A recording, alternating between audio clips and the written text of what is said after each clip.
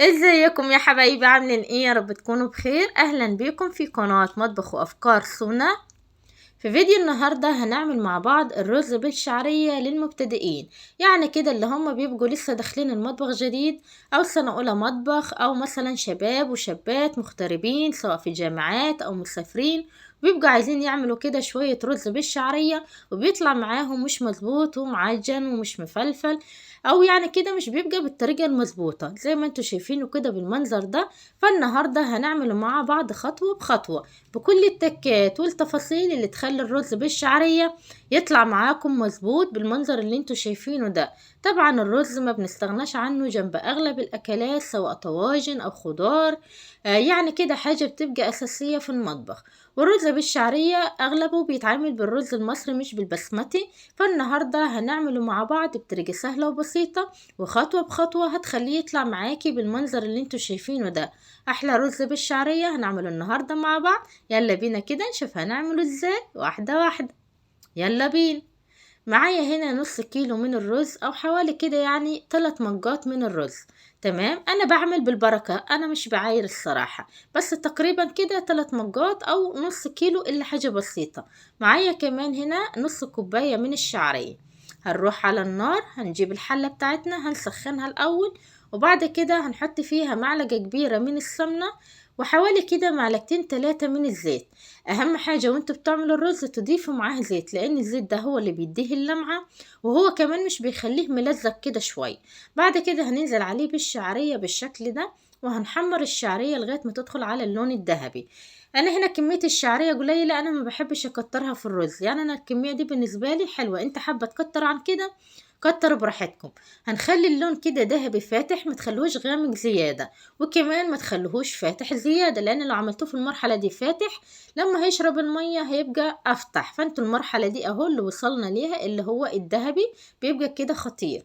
هننزل بالرز، طبعا الرز ده غسلينه كويس ومصفينه من المية.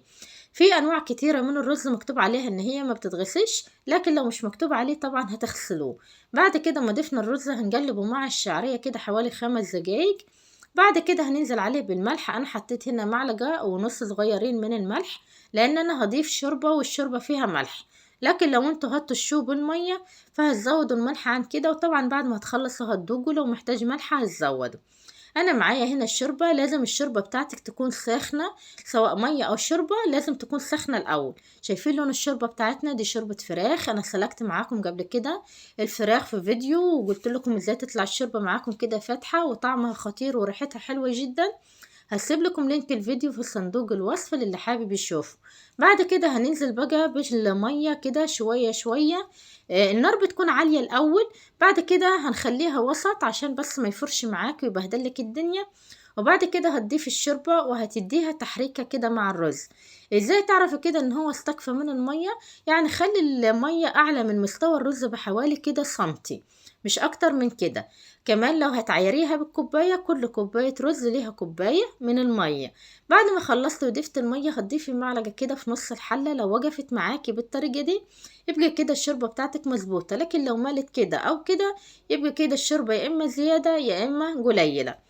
بعد كده هنغطي على الرز وهنسيبه على نار هادية، على أصغر عين عندك على البوتاجاز، وهتهدي النار خالص وهتسيبيه كده 10 دقايق هيكون استوى معاكي وهيطلع معاكي بالمنظر ده.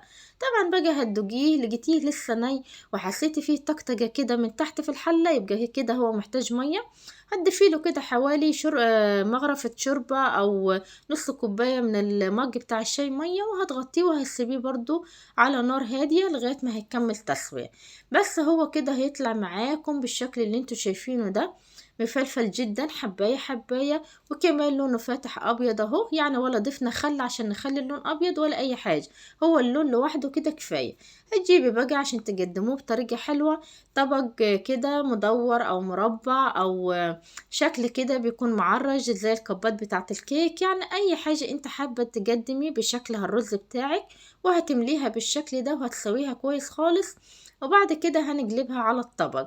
ده بيطلع الرز معاكي كده شكله بيبقى تحفة وشيك. لكن طبعا ممكن تغرفوه عادي جدا بالمعلقة كده، لكن الحركة دي بنعملها لما يبقى عندنا ضيوف يعني كده، عشان يبقى المنظر لطيف شوية. شايفين بقى منظر الرز طالع معانا ازاي؟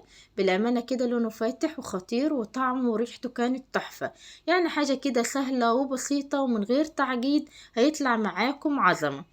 وكمان كنت عاملة جنبه كده شوية ملوخية خضراء. أنا عملت معاكم الملوخية قبل كده بكذا طريقة، سواء خضراء أو مجمدة، وبرضو خزناها مع بعض بكذا طريقة. الفيديوهات دي كلها هسيبها لكم في صندوق الوصف للي حابب يشوفها وما شافهاش قبل كده.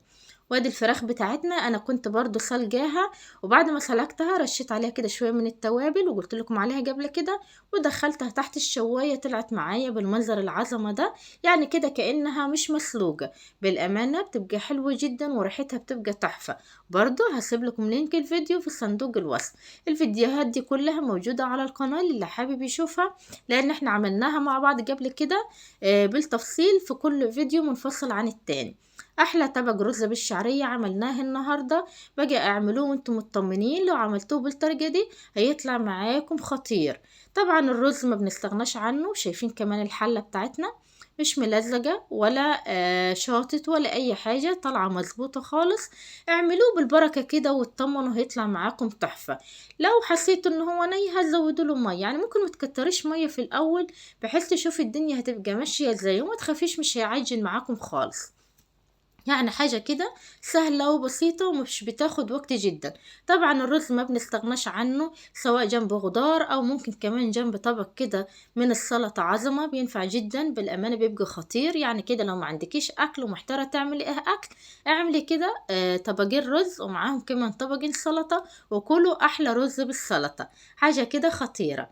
وده بس كده، ده كان فيديو النهاردة. يا رب الفيديو يكون عجبكم، واستنوني في وصفات جديدة وأفكار جديدة مع مطبخ وأفكار صونة. ولو ما عملتوش الرز بالطريقة دي اعملوه إن شاء الله تدعولي. أشوفكم على خير. باي باي.